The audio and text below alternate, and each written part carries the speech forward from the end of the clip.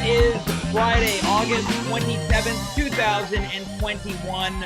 You wanted the best, you've got the best. It is the longest running internet talk show in Montreal history. Is that true? I don't know, and I don't care. But no one else has ever laid claim to it, so I'm going to. Now, there's some Montreal podcasts and other little, outfits that are going on and have been going on, but no one's ever laid claim to being the longest running live internet talk show. This ain't no podcast. This ain't no vlog. This ain't no live something or other. This is At Home with James, and I am James. You are you. We are here for the weekend edition. And as I say that, I also welcome you to the weekend. A break in the weather. What was once 2 weeks of hot old man breath on our faces, our necks, our torsos, our crotches, our legs, all the way down to our feet has now evaporated with the cool breeze of a would-be lover. Now, this really speaks to how lacking I've been in the lovers department when I'm equating cool breezes to lovers. But here's the thing. When it comes to me, I've always been a cool breeze lover. Don't anyone ever say that. Trademarked right here, right now. They call me Lil Cutie. From now on, you call me the cool breeze lover. And this is the thing. I'm doing this show to waste time, because once the night's done, I'm going to go take a walk. I might get crazy. I was going to have a decaf. I might have a full calf walk. I'm going out tonight after the show to see all the freaks and the weirdos and the wackos and the winos. I want it all, baby, because I am the cool breeze lover. No, I'm not doing this show to waste time, because we were not here Wednesday. Why were we not here? Well, we were in the midst of a return of sorts to the stage. It was the Wednesday improv show. Thank you to everyone who happened to come out. If there are any friends of the show who were in the audience for that nice evening, we appreciate it.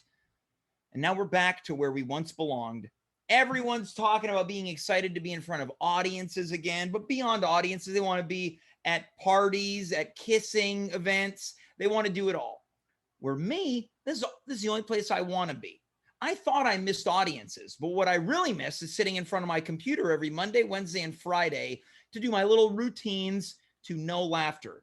Because I've gotten used to satisfying only my tastes and no one else's. And when you want to talk about satisfying James, tonight is a murderer's row of people who are going to satisfy James. Much later on, Conor Rose in the house. He's back on his balcony. So we're going to check in. His hair is somehow even longer than it was last week. Also here is going to be Dimitri Kyres. He said to me earlier today, he had this whole thing planned. He was going to do a character called the Grill Master, something like that. And he goes, I'm not feeling it. I think I need some advice. I said, well, you want to come to anyone for advice, you come to me. You don't go to a therapist. You don't go to your parents. You don't go to a counselor. You come to the cool breeze lover. Now, when you want to talk about cool breezes, everyone knows that coastal towns are a haven for cool breeze. Now, this is something we don't often do on the show, but our first guest is on location. And this ain't no fake location. There ain't no fake Zoom back. Well, there is a fake Zoom background, but this person is actually on location, coming to us from Nova Scotia. This segment is what I have demanded we title Truro Fever. And can we talk about how hard it is to say that name, Truro? There's one too many letters in the name of that city. Let's welcome Alex Downtown Brown to the show. Alex, how's it going? You like that intro? It's pretty good. You got to call me Downtown Truro Brown now. Downtown Truro. You're coming to us from the Truro Center, which could either be a mall or an event venue. It's definitely a mall. Yeah. I was trying to figure out what this is behind me. It just says like Simply for Life. It may be like a gym, a fitness center, a daycare. And you're telling me there's not no a gym venue there? It's not like this Friday night at the Truro Center. Check out Actually, Big Johnny yes. and all the other hot dog eaters as they challenge each other for the ultimate in sausage eating. You got it. Yeah, there's a place actually at the end, like further down this way, because there's like the train. This part of the train station. Yeah. This is called the Esplanade. I don't know when Truro Center became a thing. But at the very end, there's a place called the Engine Room. Okay. And it's a bar, and they have it's the venue. Yeah.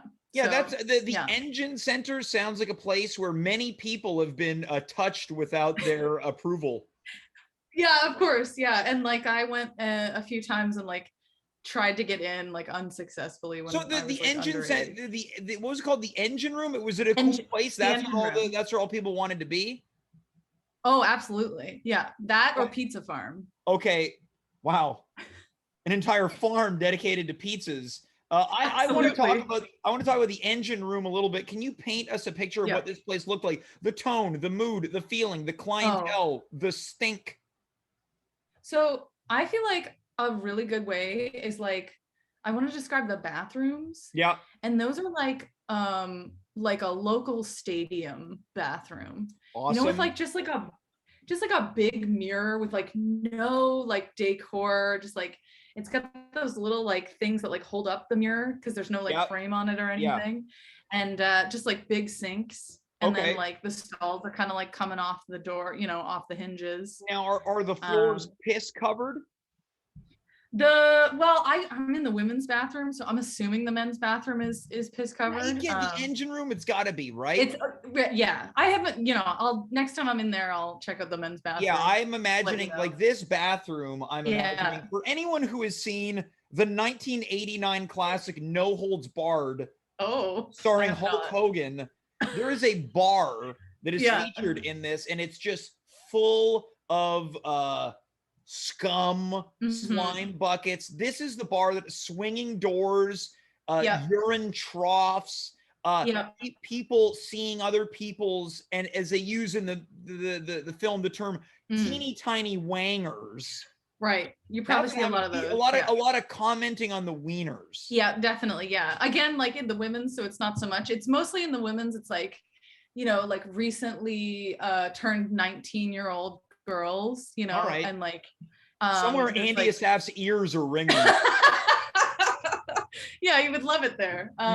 Yeah, just like, you know, like they're like too drunk and you're like making friends. You're like, oh my God, like I remember you from high school. Because everybody goes like, everybody leaves and then comes back, you know, like Thanksgiving or Christmas or whatever. Okay. So that's the Engine Room. What kind of bar is it? Playing rock and roll music? It's like whatever. Like honestly, it's like anything. They have like karaoke. They'll have live music there sometimes. It's very much like there's a pool table, you know, and like you get one of those like a sampler, you know, where it's got like fried like matzo sticks and like garlic knots and like everything fried. It's great. So this place sounds better than I had envisioned. Now, I disparaged the Engine Room earlier when I said it was a place where people would be touched without their approval. I also said that people were talking about each other's genitals in the bathroom. Yeah. This actually sounds like I'd have a pretty good time at the Engine Room. I think you would. I think there would probably be a little bit of like, you know, maybe some, you know, that what you've described probably has happened. Someone talking about my teeny tiny wanger. Somebody talking about your teeny tiny wang, I'm sure would come up. But you can also get, you know, some garlic knots and. All right. So there's a balance, is what you're saying. Yeah, it's like it's for everyone, you know. I went there as like a child, like with my family, like for lunch. Okay, all right. So for anyone who might be watching right now, affiliated to the Engine Room, I apologize for my remarks. Now, oh no, hey, look, I'm curious to know a little bit more about the Truro Center. Now, are there any stores in there that what we would call maybe department stores or name brand stores? Did it have a Zellers, or is it like Clyde's? Oh no, so this is like the strip mall. So this mostly housed like the Truro Home Video, which was the video store when I was a kid. Did they have the swinging doors to the adult section? You know what? I don't even know. They did have an adult section. I think it was a curtain. Yeah. Okay, because usually it's you get the curtain, the swinging doors, or the beads. Ooh, the beads. Yeah. I don't think I've been to a beads. Well, yeah, wow. I'll have to keep an eye out for that one. All right. Yeah, so it was curtain. I'm pretty sure it was a curtain adult section. And then there's like a couple hair salons, but there's one called like, what's it called? Like 50 Shades of Hair, I'm pretty sure. I think it's still there. Yeah. Yeah. That was, yeah. 50 Shades of Hair. 50 Shades of Hair. Yeah. Yeah. The local salon. Okay. So no kind of like familiar stores in there. Well, so directly across from there was a place called Margolian's. Okay. And it was like, yeah, and it was like the department store. And it was just this like big, big old brick building. And you had like, I shopped in the junior girls section because, you know, I was a junior girl. Yeah. So, but they had something for everybody, you know. Yeah. Okay. So let's keep going. We're basically going on a spoken word tour of Truro. Yeah. What else is Truro known for? Well, funny you should ask that, because I actually live on the same street as Stanfield's, the underwear factory. I don't know how familiar you are with your underwear brands. I'm familiar with some. Yeah. But to be able to lay claim that you lived near an underwear factory, right? Yeah. That's like when you hear underwear factory, it's not like when you get your underwear, you're not thinking like these came from a place. It's just underwear. But when you really hear underwear factory, it's like, oh, there's going to be a scene at an improv comedy show. Yes, right? Exactly. Like any location. Yeah. An underwear factory. And then you would say, how about a real location?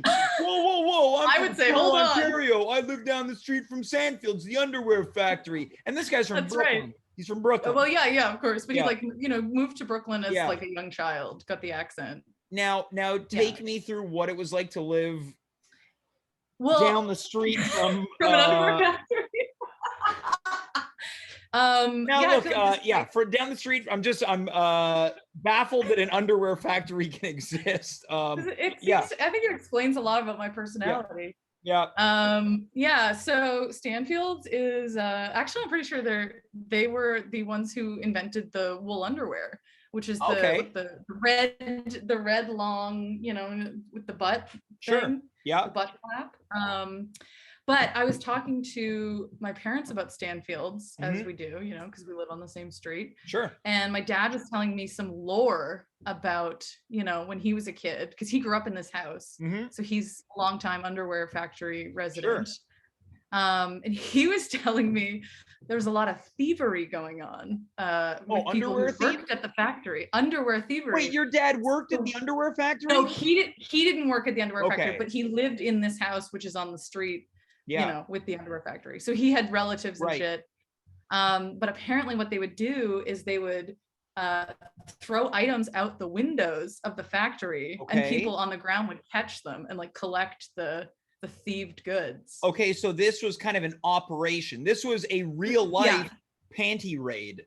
Yes, yeah, exactly. And like he said that I had like a great uncle who'd go over to my grandmother's and basically get like an order, like, all right, what do you, you know, like what size do you wear? And he would show up, you know, with the stolen underwear goods. Sure. Yeah. Okay. So there is some real lore, as you mentioned, to Sandfield, the underwear factory that you grew up from down the street. Now you're back visiting your folks, first time in a long time. Is there anything that often excites you when you're back in town? Like, I got to eat here, or I got to visit there. Well, I mean, for me, it's like I got to go to the beach, you know, and there actually isn't a beach in Truro, you know, like I'm actually not. Truro's like the middle of the province. There's no actual beach.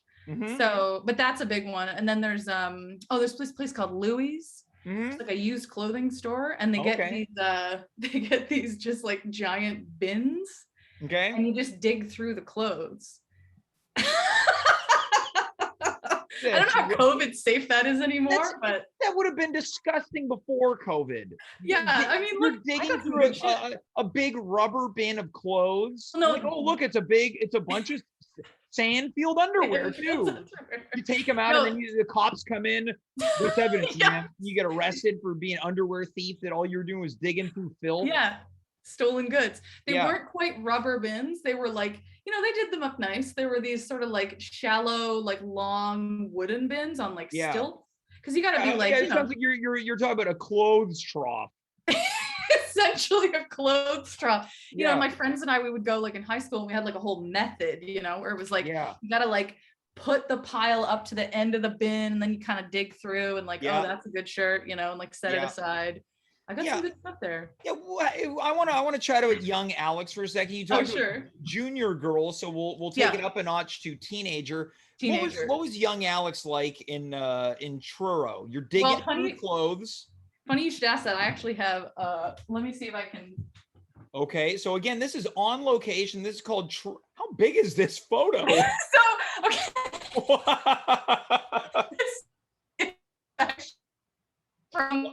So yeah, the Wi-Fi not great in Truro. They're just getting their fiber optics. Oh, Alex, yeah.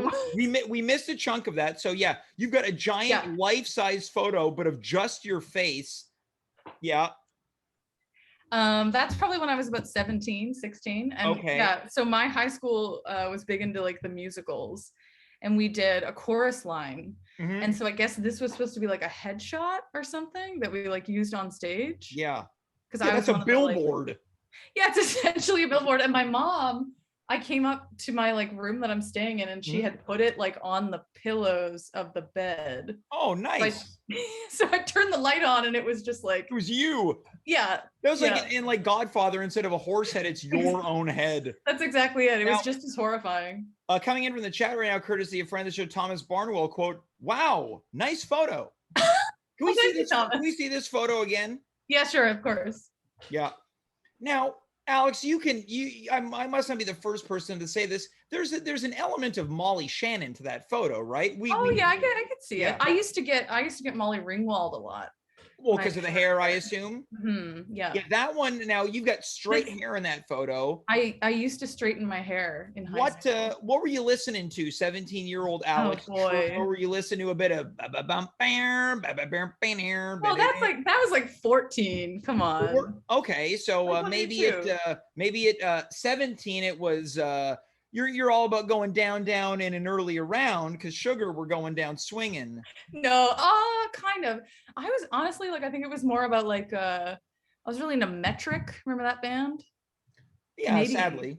CanCon, yeah. Yeah. Okay, so some CanCon. Now CanCon. What we know about you is one of your all-time faves is a very specific Canadian band, and they are Sloan. Sloan, yeah. You're not ready to go. No, absolutely not. Money City Maniacs. Yeah, you know. The Money City Maniacs. Yeah. Which makes Cool Breeze Lover. Yeah, that's sound like Rocket Man. Yeah, we're both not doing great with those ones. Okay. Now, did they ever come to Truro, and was that a big deal? They didn't come to Truro. They went to Antigonish, which is a whole other thing. That's a college town. Okay. It's an hour and a half, and my dad drove myself and my friend Emily Doncaster. What a name. What a great name. Now, before the show, we were throwing around some Canadian names. Yeah. And they were basically toilet names. Yeah, not great. And for people who don't know what a toilet name is, it's names that belong in a toilet. Yeah, exactly. Emily Doncaster? Yeah, that's right. Yeah. Damn. Ended up going to Memorial University. Okay. Now it sounds like you went to, was it Antigonish? Antigonish. My dad drove us down to see Sloan and Joel Plaskett of, also Halifax fame. He opened for Sloan, and it was my first concert, actually. And how old were you at the time? I was 15. I was a late bloomer on the concert. Okay, 15. Look, I'll tell you what, Alex. First concert I went to, I was probably in my early 20s. Really? Also, CanCon, April Wine, opening up for Dennis DeYoung, former lead singer of Styx. Wow. At an outdoor venue in the Laurentians. I left before Dennis DeYoung took the stage, because I was specifically there for April Wine. I'll tell you what, because I like to rock. Okay, but listen to this. So Brush with Fame, my sister used to work at the Holiday Inn down on Willow Street here in Truro. And she checked in April Wine. They were staying at the Holiday Inn. And she said, all right, well, do you want rooms next to each other? And they said, we want rooms on the opposite ends of the hotels. Oh yeah, they've had enough of each other, right? They've had enough. But you know what? There's value to being able to say that amongst each other. Right, exactly. Yeah, just like, hey, get the fuck away from me, you know? All right, so you're going We've to been on this the road for 50 concert. years. What's your old man's name? His name is Ken. Ken. Ken and Brenda is my mom's name. Two good parent names. So Ken is dropping you off. Does he No, Ken stayed. He went to the concert? He sat, like, we went into, like, you know, down where, like, you stand or whatever, and he sat up in the, like, he sat, you know. Because I was hoping that he was going to do one of these, right? Oh, the drive, yeah. Well, okay, well, guys, you're going to have fun tonight. And he takes out his wallet and he opens up, gives you 220s each. Yeah, yeah, sure. He goes, don't spend it all in one place, which is the joke because you're in the one place. Right, we're in one place and we're 15, so where are we going? Yeah, and then he does this. He goes, what? He creaks away. Yeah. Well, because it's, you know, he's an old timer, right? Oh, sure. Yeah, he wasn't that old. And he'll say something like, you know how to get a hold of me, right? Yeah, and then he creaks around. Yeah, but he kind of did that, you know, but stayed in the building. So he watched, but does he also like Sloan? I mean, I guess, I don't know. He's not like a fan. Not a fan, but he went there for his daughter. Well, that's the thing. But also the other thing was, like, what was he gonna do? It was an hour and a half drive. Yeah. Like, what's he gonna go sit at the Tim's for like 3 hours? I mean, I guess he could. That's what I would do, but there's a reason why I don't have a kid, and Ken does. Ken does have 2 kids. I'll tell you what, Alex. My dad never took me to a concert. Oh no, the Wi-Fi. Let's move on from that somber moment. So I missed all of that. What's don't worry, it was unsettling. I was talking about the deceased. What I want to ask is what's on the to-do list with the time that you've got in Truro? Well, a trip to Louis. Yeah. You know, to dig through the bins. Yeah. Yeah, obviously gonna eat a lot of like seafood and stuff. You know, fish and chips. Yeah. A place called Murphy's up at the Truro Center, actually. That's one of the restaurants. Murphy's sounds like an Irish place. I don't think it's Murphy's Fish and Chips. I don't know. Okay. Yeah. Yeah, I don't know. Go to the beach. Okay. Gonna go to PEI, you know. Okay. Do that. Yeah, a little sightseeing. Before we let you go, can I ask you, is there like a Truro or just a generic Nova Scotia accent? We get like the hard R. So it's like, you know, like I'm getting in my car. Or like people say bagel weird. I don't know. Like I don't hear it, but yeah, I don't know. Well, yeah, because there's like people talk about the Ontarians, they say like bagel or whatever. You know what I say? Who cares? That's it. They're delicious either way. Yeah, that's what I say. I don't care now. Exactly. Could you give us I like to put you in a position to succeed on this show, Alex. Right, yeah. If I give you a line of dialogue, can you give it to us in a Nova Scotian accent? Oh boy. Yeah, I'll do my very best. I'm an expat, so. All right, yeah. So I guess I gotta find something with a lot of R's. Yeah.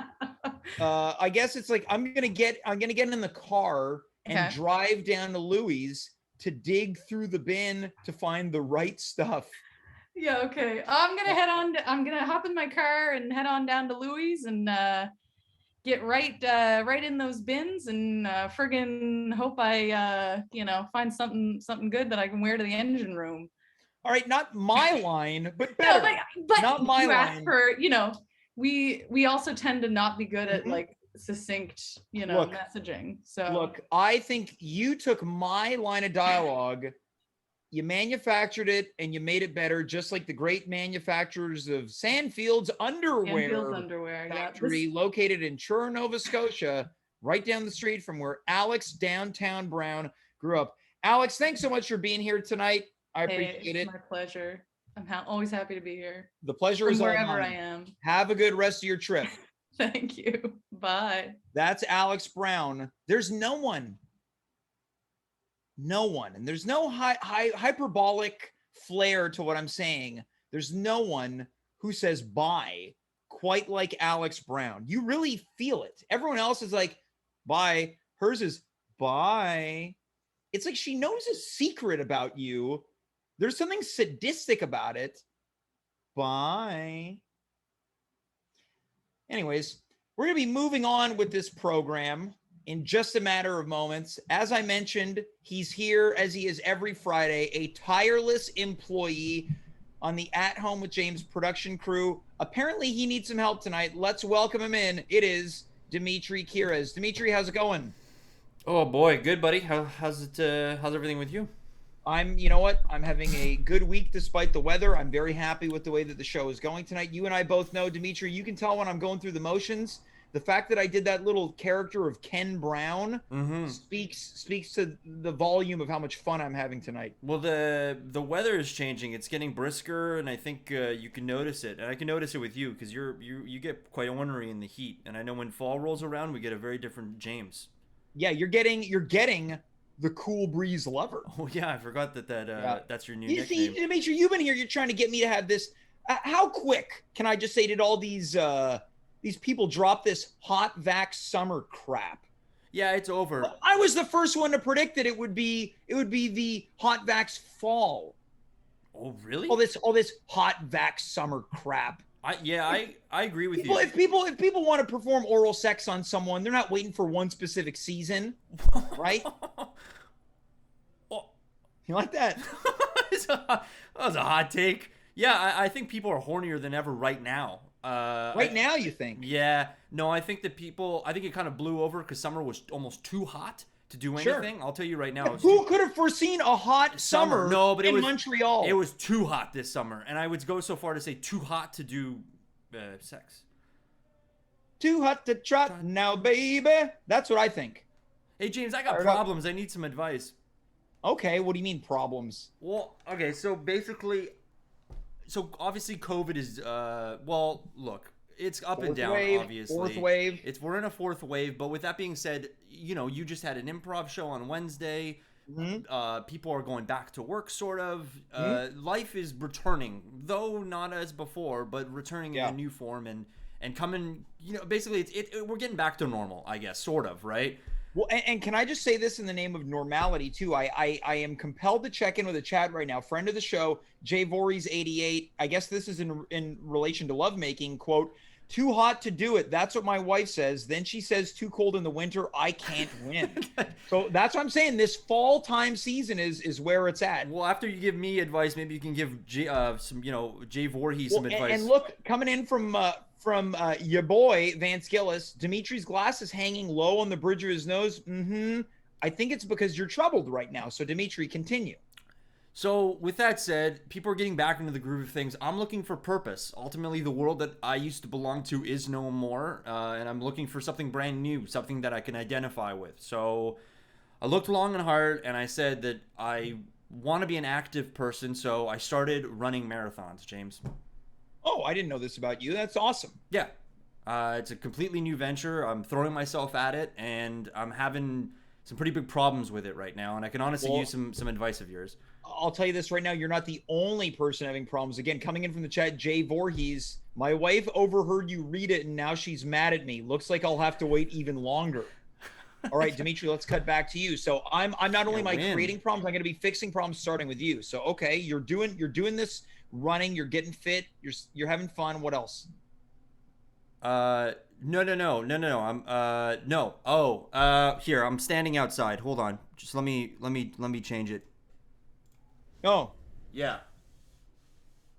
Okay, so you're outside of Marathons, which is a Greek restaurant. Yeah, I started running marathons. I decided to buy the franchise. Oh, you mean, I understand. So that's why when I said that you were running and staying fit and active, that's why you responded in such an unusual way, because you mean you've been literally running in terms of a managerial role, a marathon. I'm running marathon Souvlaki. Okay. I'm running all the locations in Montreal, which might sound crazy, but I do have some ideas of how to update and give the brand a facelift. So I've decided that I am full Greek, and I have this in my blood. How hard can it be?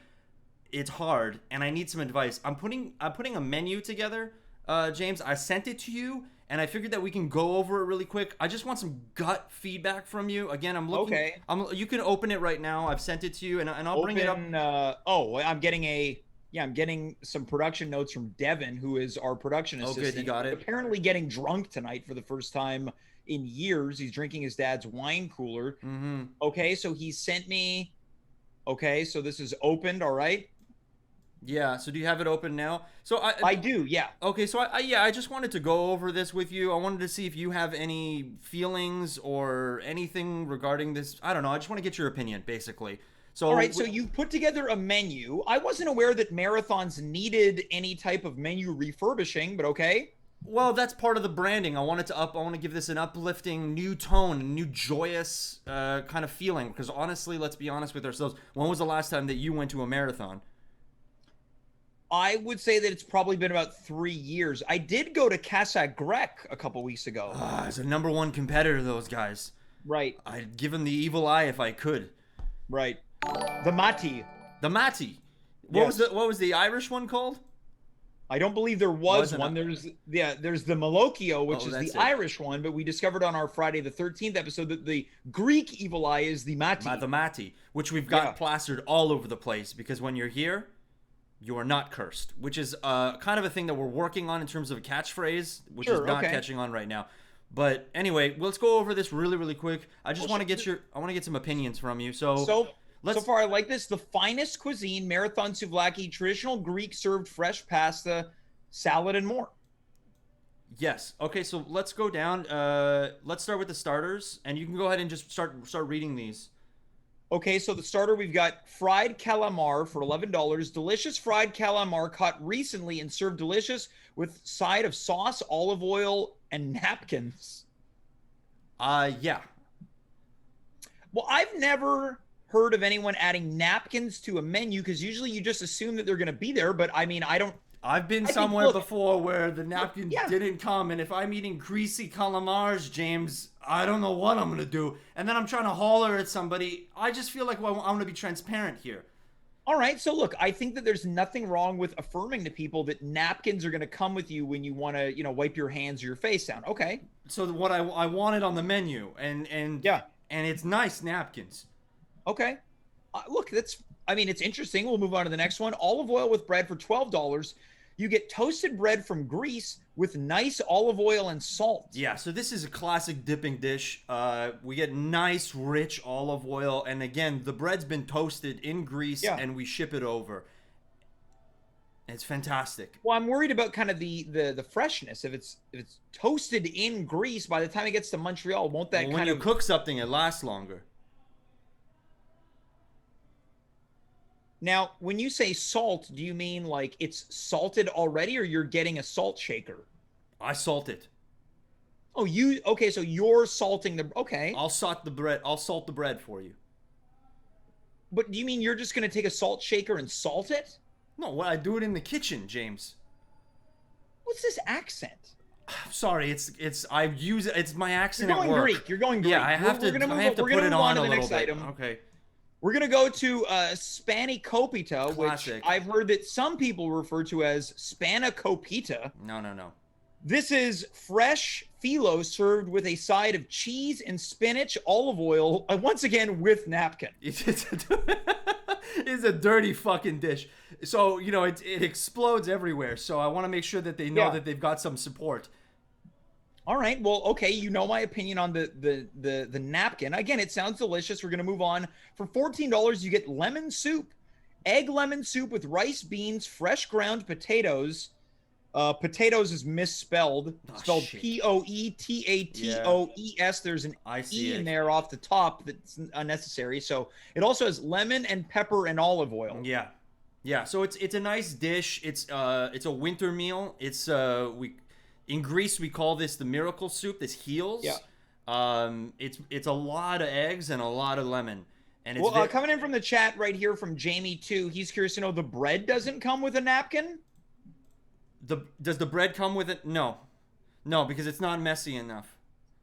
All right, let's move on to the next one. It's one egg, delicious egg served fresh from the farm, hard boiled or normal style with salt, pepper, and green onion and olive oil. And that's $13 for a hard boiled egg. It's a nice fucking egg. It's a nice egg that we get straight from Greece. And again, we can do it hard boiled or normal style, and I will salt it and pepper it. But shouldn't you say imported from Greece? I feel like that will help you along the way more. If you're charging people, frankly, that's a huge markup on an egg. It's a big markup, but once you see the size of this thing, you're going to think otherwise. What differentiates this egg from what we know to be a normal or small sized egg? It's massive. It's a huge ostrich size egg. This thing is so is it an ostrich egg? Well, legally we're not allowed to say that. So legally I have to say it's just an egg because okay, so for legal purposes, let's move on. Yeah. Your next starter is, quote, I want to have fun. For $26, squid served with was this olive? Oh, or is this alive? Squid served alive, grilled on your table by you with olive oil.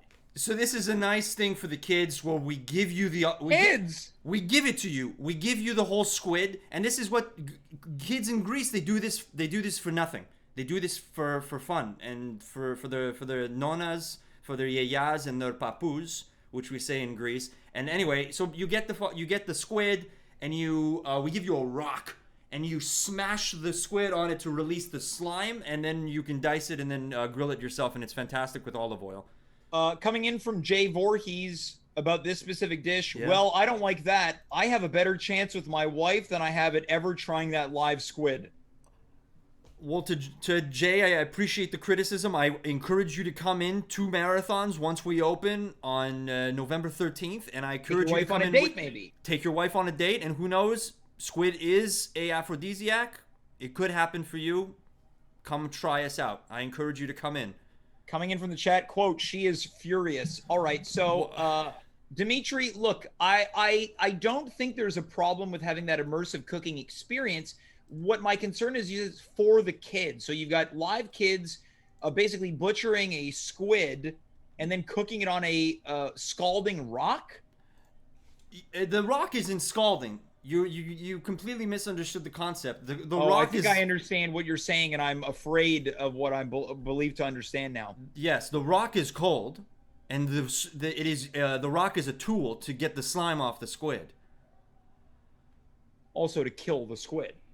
The squid's alive. That's how you know it's fresh. Let's move on to the remainder of your menu. So we're going to go to the mains. We're going to the mains here. So let's start. Okay, for $30 you get beefaroni. No. It's beef oroni. Beef oroni. Okay, so beef oroni. Yeah. Baked pasta with nice meat sauce, bechamel sauce, corn, fresh tomato, olive oil, and Coca-Cola. There's a lot going on in this meal. And I want to point out that you referred... The meat sauce is specifically nice. But isn't that implied when you have a menu that the food's all going to be nice? Don't you think if you have to call it nice, there's a problem there? It feels desperate. And you've also added a drink. Now, when you say Coca-Cola, is that just a general term for a drink? Can they have a 7-Up, a ginger ale? It's just Coca-Cola. That's all we have. It's just Coca-Cola. So don't ask for anything else. It's the only soda you get. There's a lot going on here, but let me comment first on the nice meat sauce. It's a nice meat sauce, James, and it's an old recipe from Greece, and that is the name on it. Yeah, I believe it. I think there's a lot in this corn. Yeah. It's nice. Well, there's nice corn, and again, it's nice complementary with the bechamel. I want to point out, coming in from our production chat, Devin, who I think has been drinking all night, wrote in all caps, "Why does he actually look like a man who runs a marathon?" Well, because he does. He is running a marathon, Devin. Yeah, I run the marathons, and it's extremely difficult. So again, I really appreciate you doing this, James, because we're November 13th is our date right now, and it's non-negotiable. Sure.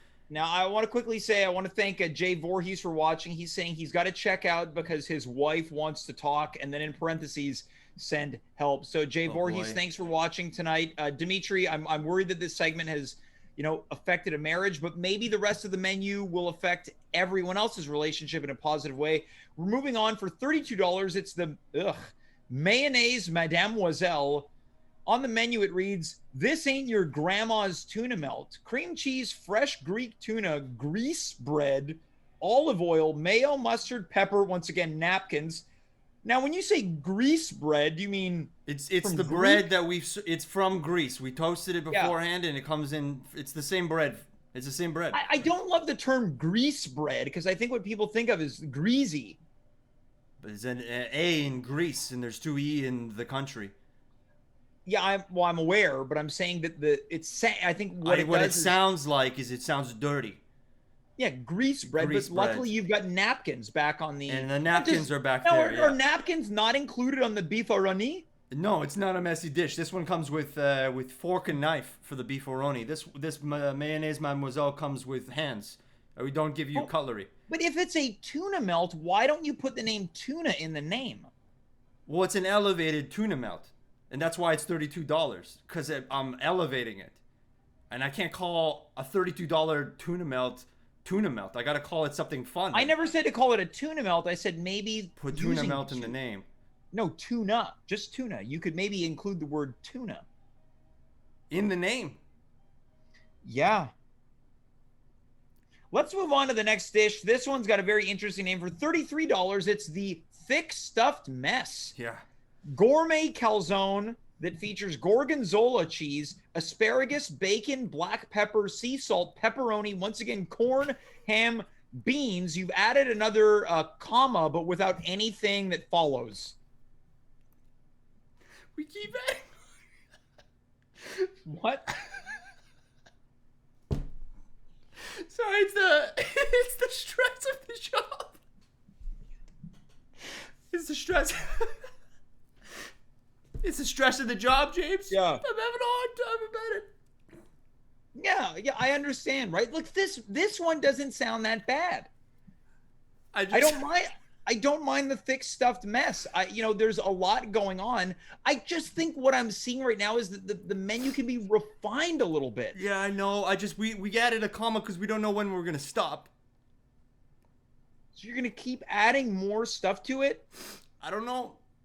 Look, if you add more things, I would say at least the price. Look, there's always a markup on restaurants, but if you're adding more and more things, in a lot of ways, $33 is kind of a bargain. I'm willing to give it a shot. Look, Dimitri, you're really brave to come on here and expose yourself like this. Owning a restaurant's not easy, James. It's my passion. It's my new identity. But goddamn, I wouldn't wish it on my worst enemy. You own them? I thought you were just managing them. No, I purchased the whole thing. I purchased all the marathons. All the franchises? I purchased all these goddamn restaurants, James. What do you think this means? All right, well, we might be in trouble. Let's move on. I want to know what Belt Buster means. Again, a very unappetizing name. For $34, gorgeous killed rabbit grilled fresh over fire pit, served with pilaf sauce, corn, apples. Yeah, it's a beautiful summertime. This is an ode to summertime and the harvest. But no, I don't think people want to see the word killed on their menu. But that's you could say, I think gorgeous rabbit. Handsome rabbit? Well, sexy rabbit? What do you want me to say? I need to indicate that it's good.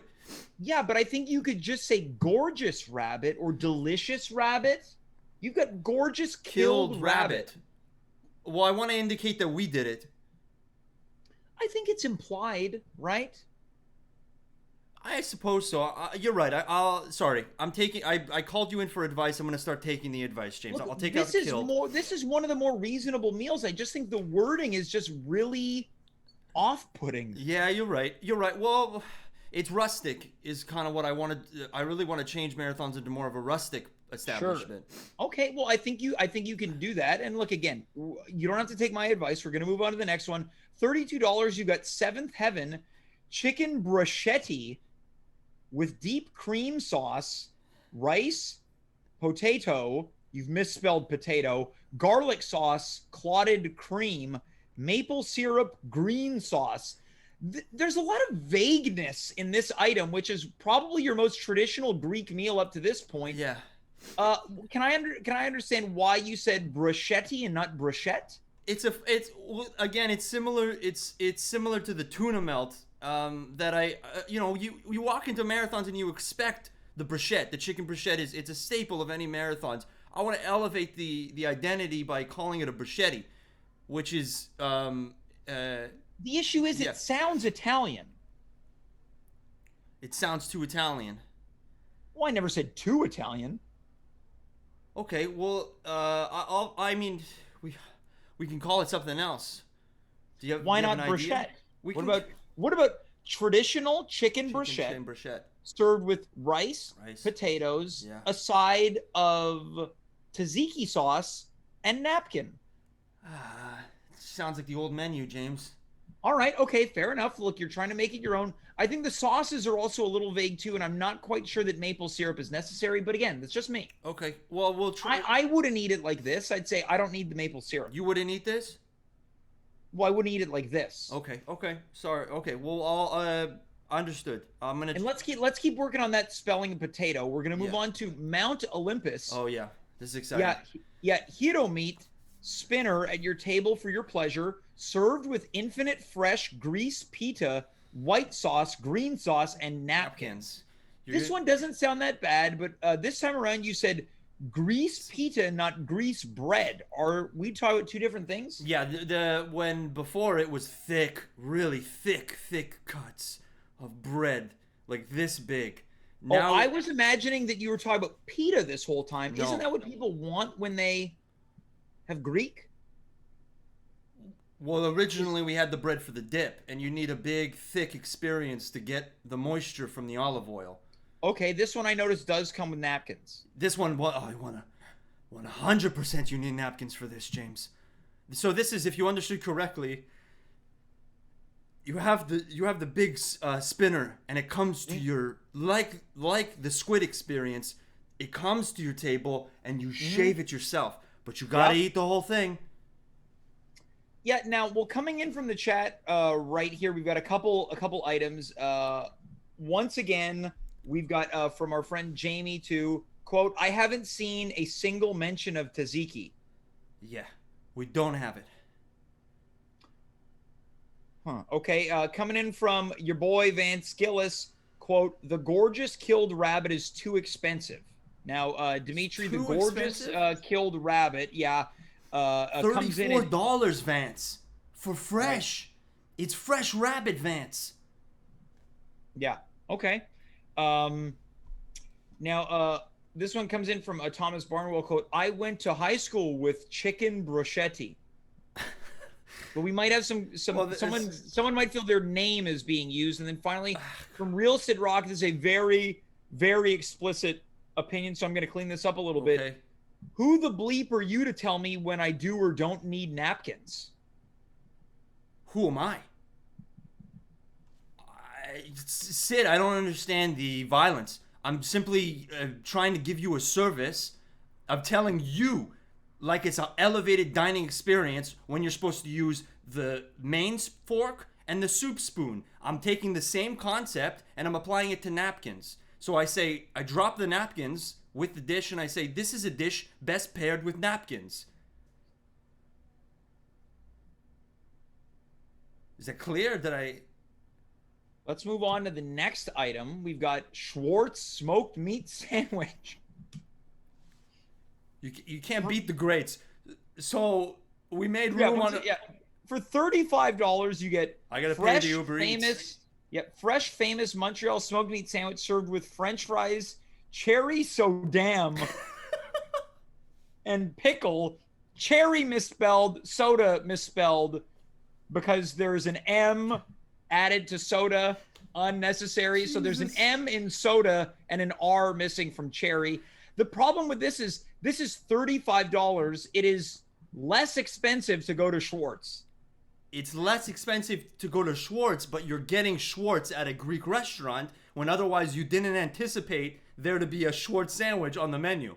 But don't you think that's an issue where people are coming to a Greek restaurant and they would rather eat food from a different restaurant in your restaurant than the food that you serve specific to your restaurant? Also, Real Sid Rock accepts your terms. Thank you, Sid Rock, for your compassion. I think that when you arrive, I call that compassion, but continue. When you arrive at this restaurant, I want to offer the best of the best. I'm offering what Greece, the best Greece has to offer, and I want to offer the best Montreal has to offer. Because this is why not do a mashup? Why don't you do like a pita that features Schwartz smoked meat? Like I take their smoked meat and then I put it in my pita? So once again, coming in from the chat, if you at least added tzatziki to it, it would be different. So yeah, why not? All right, well, let's move on to the next item. This is also the final item. This is the last one. For $100 on your mains menu, this is referred to as, quote, tonight we break all the rules. All the rules. Rare Greek fish caught special, served with fresh lamb shanks, pasta, pita, hito, sauce, green and white, soup with pepper, served by the Marathon Monster. Really excited. Also, yeah. Okay, so once again, you haven't put a comma after sauce and soup, so it reads as sauce soup. Am I lying? And it's served by the Marathon Monster. What is that? So this is very exciting, James. Everyone loves Yuppie. Yeah. Everyone's gonna love. Sorry, it's hard. Everyone's gonna love the Marathon Monster. He's a big, big Greek man with a sailor's hat. So he's just a man that's not a mascot? No, he's in a suit, but all his features are exaggerated. So he is in a suit that is an exaggerated version of himself. Yes. What's his name? So we got the Marathon Monster, but does he have a name? He's Stavros, the Marathon Monster Man. And he comes in a boat and he says choo choo and he sings happy birthday for everyone and he has green and white sauce. What, all over him? All over him. And it's fun because you take your pita and you wipe it off of him. So almost like one of those chocolate fondue fountains. It's a walking fountain. The man is a walking fountain. Anyway. All right. So Stavros, the Marathon Monster. So right now, coming in from the chat, Sid Rock mentions. Now this is a little disparaging. I think he's ribbing you here. Okay. Come to marathons for a $20 McDonald's Big Mac. Yeah. You like that idea? That's good. $20. Yeah. What would be part of the meal? I don't know. Coca-Cola, French fried potatoes. So the Big Mac trio for $20 at marathons. Well, 25. We need. How much is it at McDonald's? I gotta pay the Uber guy, and we gotta make money on this thing. You're getting the food Uber. So yeah. How do you think the Schwartz got here? Wait, you tell me Schwartz doesn't know that this is happening? Oh, no, I don't. I got November 13th is coming up, and Does it come with napkins? Which one? Well, the Big Mac trio. It depends if it comes in the bag when the Uber guy brings it. So it's conditional. Yeah. I'm not using my napkin. Dimitri, I think that it's really interesting that you've apparently purchased this franchise and you're now the manager. Thanks, James. I think that it's always important to put a chef's touch on the menu. Thanks. Have you consulted with the chefs? I am the chef. You're also the chef. Cooking as well as managing and owning? How are you cooking at all of the locations? It's hard. It's hard. You open Monday, Tuesday, Thursday, Friday, Saturday, Sunday. Monday, Tuesday, Wednesday, Thursday, Friday, Saturday. Dimitri, I think that a couple things. You need help, and I think this needs to be a little bit more of a cohesive menu. It's a little all over the place, and for the love of God, get a spell check.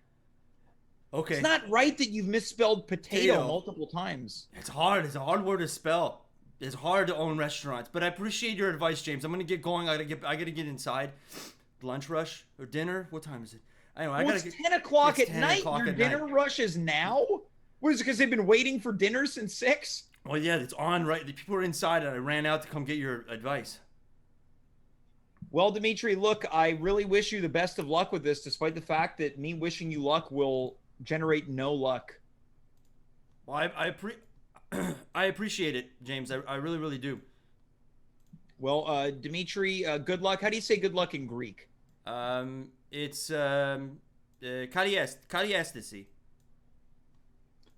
All right, good luck, Dimitri. Bye, James.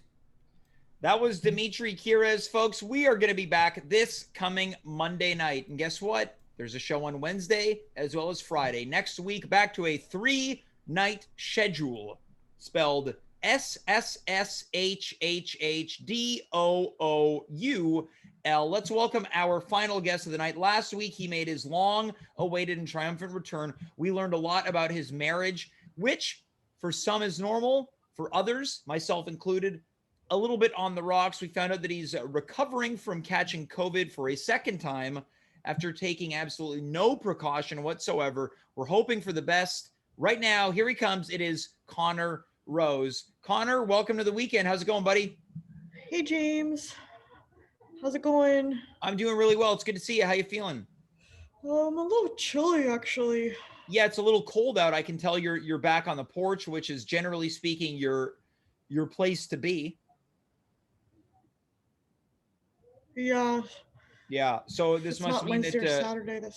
Yeah, Cordelia's got the house to herself tonight. Yeah. Oh, James. You know, our conversation last week really affected me. Sure. Now, for people who don't know, Cordelia is your wife. You share a home together. You're only allowed in the house on Wednesdays, is it? Wednesdays and Saturdays when we make love. Right. So that's your love-making night where she asks for you to not look at her in the eyes. Now, you're allowed to be in the house during the day, but at the night, you have to, of course, vacate. Yeah. Well, if it means anything, there's some really nice words coming in from the chat. Would you like me to share?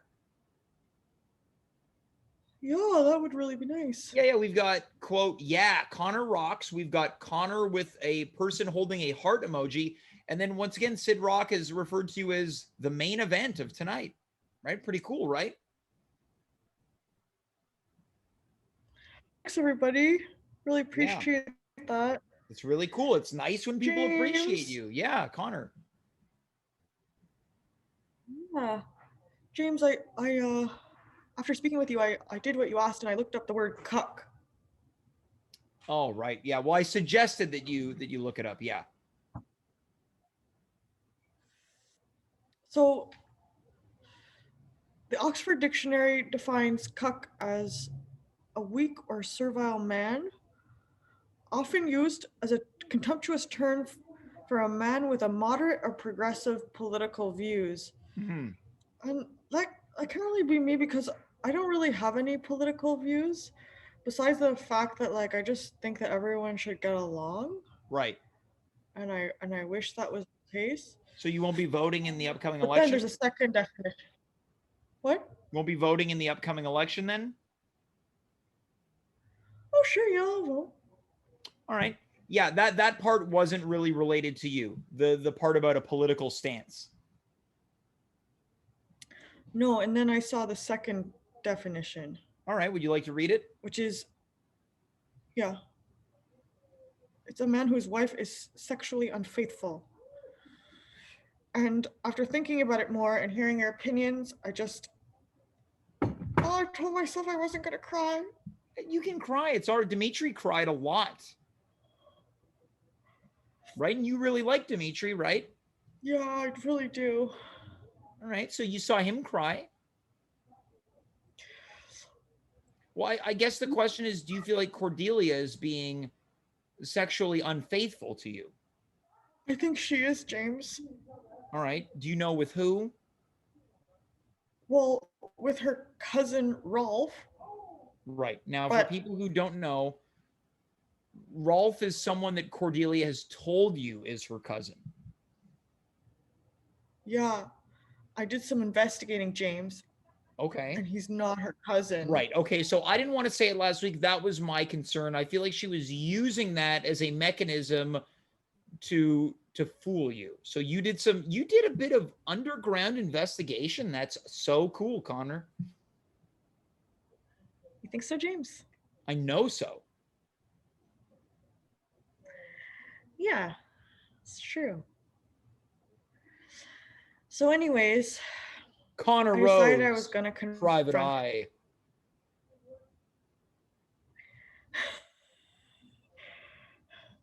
Detective Conor Rose. Imagine I have a magnifying glass.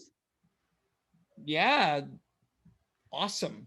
All right. So you did some investigative work. Yeah, it turns out he's not her cousin. So I'm pretty sure that like I'm being, like you say, a cuck made out of me. And so I decided to confront her.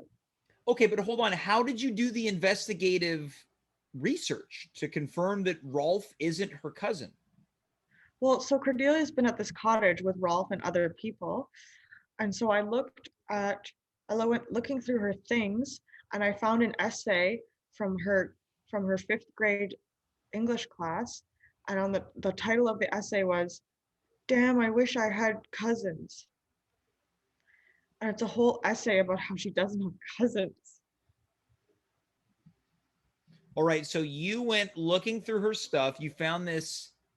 You must have looked through a lot of stuff. She really moved everything into your home. Yeah, James, she's my What was wife. the name? What was the name of that essay again? Damn, I wish I had Let it cousins. out. Let it out. Let it out. It's okay. You're allowed to cry. Look, it's an emotional night, right? The name of the essay. Damn, I wish I had cousins. It's quite a title for a fifth grader. I know that I never added curse words to my essays as a 10-year-old. Okay, so that basically, Detective Rose, was the smoking gun. Yeah, because then I was like, if he's not your cousin and he lives with us and you go on all your vacations with him and you snuggle with him on the couch and you walk down the street holding hands and you go out to dinner together, like, then what is he really? Right. If that's true, what else is going Like, it on made here? sense when he was your cousin. Now, yeah, Okay, so exactly. you confronted Cordelia.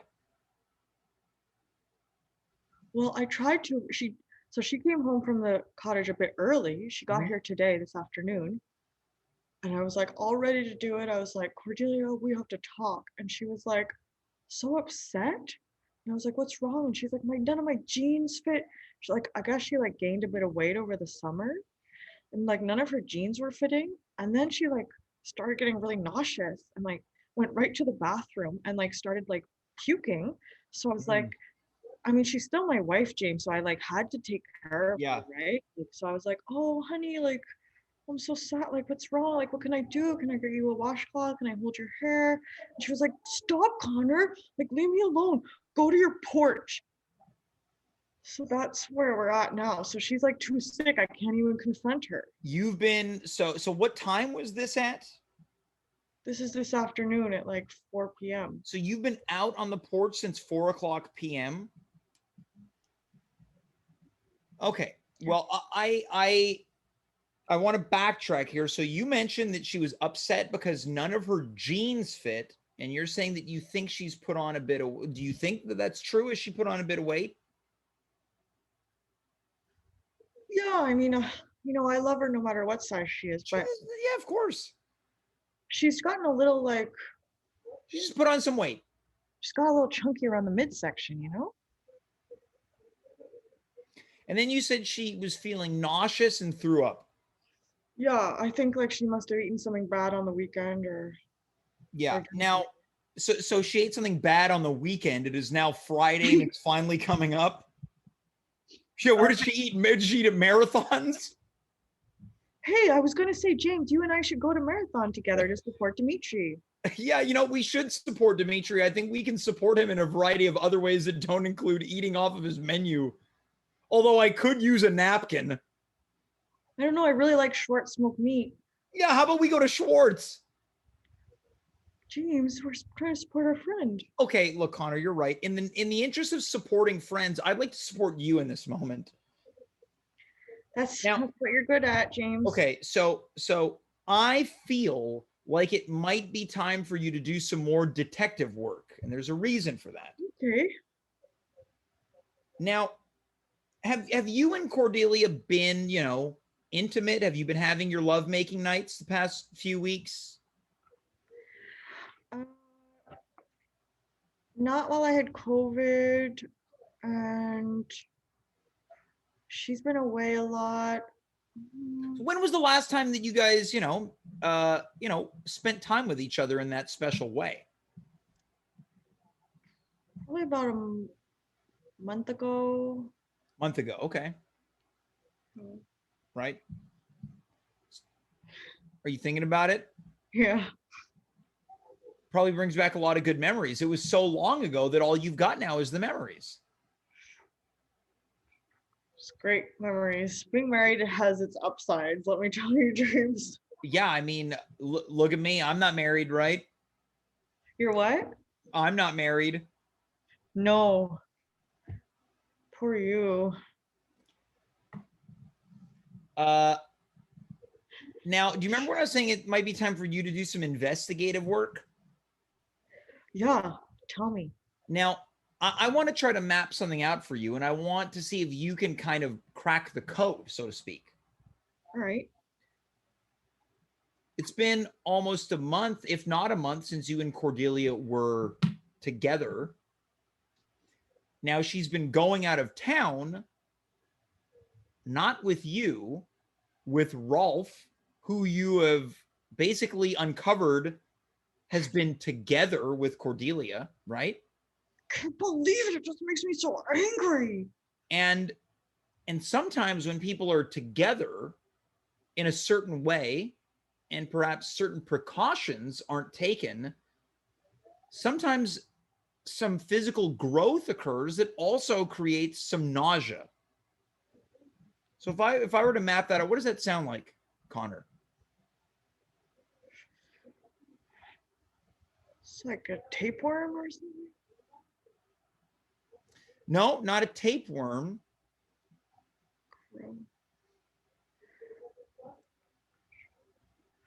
Connor, well, you know where babies come from?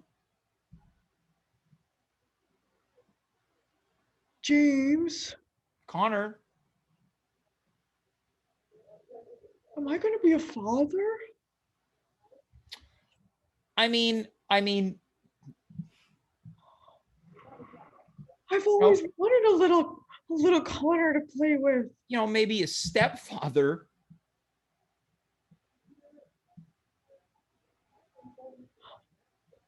Do you see what I'm getting at here? You don't think the baby's mine? Well, Connor, if you're not being together with Cordelia and Rolf is, look, I'm not particularly familiar with the process biologically speaking. So I suppose it's possible that, we don't even know that Cordelia is pregnant. So there's a lot of unknowns right now, right? James, this is a lot to process right now. I know. And I'm sorry to be the one to say that. I just wish I could go in my house. Well, you can. You just said in your house. Why don't you barge in there? Disobey my wife, James? Look, sometimes a man's got to do what a man's got to do. Oh, man. I don't know what to... Look, think about everything that happened tonight, Connor. Off the top of the show, I said, I've been doing this show longer than anyone's been doing any show. I had something that I wanted to do and I wanted to prove, and I did it. And Alex Brown, she wanted to go to that concert. So what happened?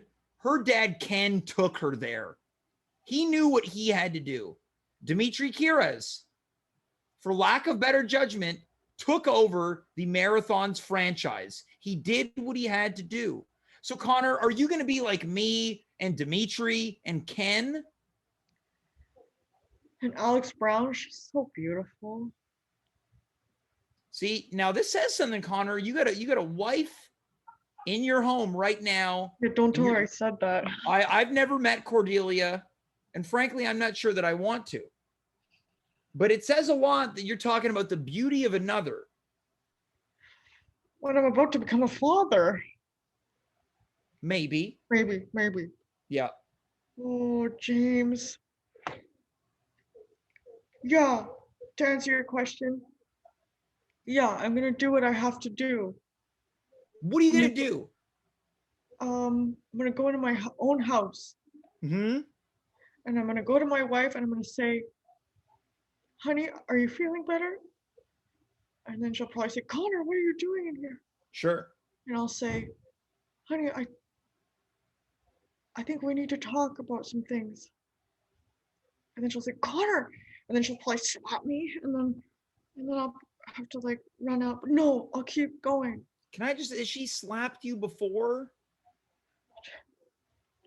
James, maybe we can talk about that some other time. Yeah, maybe. And then I'll say, I need to know, are you carrying my child, or are you carrying your cousin, or not your cousin's, or Rolf's, our roommate's child? Right. Well, don't be shy to put a little bit more force behind that, right? I'm not saying, of course you don't want to call anyone names. You don't want to be unkind, but I think you deserve a little bit of respect. And maybe you can say that. Yeah, I'll say, hey. I'll say, you know what, James? I'll say, hey. Yeah. Honey, this is my house too. Yeah. What else? And if that little baby is mine, I deserve the right to know. Yeah, you say, this is my house. This is my time to speak. And I want to know if this is my child that you're carrying. Yeah. You try that. This is my house. This is my turn to speak. And I want to know if that child is mine. Yeah, right? And here's we don't even know if she's pregnant yet, right? It's all, you and I don't know, but perhaps she does. Maybe this is all going to be a misunderstanding. But with that said, maybe, talk to your wife about sleeping with her friend who she was saying was her cousin. There's a lot to talk about, clearly. Yeah. Connor, we just want the best for you, man. Thanks, James. And look, you want something from our production chat from Alex Brown. She wrote, thank you, Connor. And then she did the heart emoji. That's nice, right? Hey, James, maybe there's some hope for me yet if things don't work out with my wife, Well, Alex is already in a relationship with someone. But look, so is Cordelia. She slept with someone else. James, that wasn't that nice of you. I know. You're right. You're right. But I apologize. But it's only because I want the best for you. Sometimes tough love is the only love. I don't want to see you treated this way anymore. Okay. Thanks, James. You gonna talk to her tonight? Yeah, I'm gonna go in there right now. All right. Remember, put your best foot forward, a bit of confidence, because you can't spell confidence without con. You can't spell Connor without Connor. Connor, I wish you the best of luck. Why don't you send me a text to let me know how things go? All right, James, here I go. I'm going in right now. All right. Bye.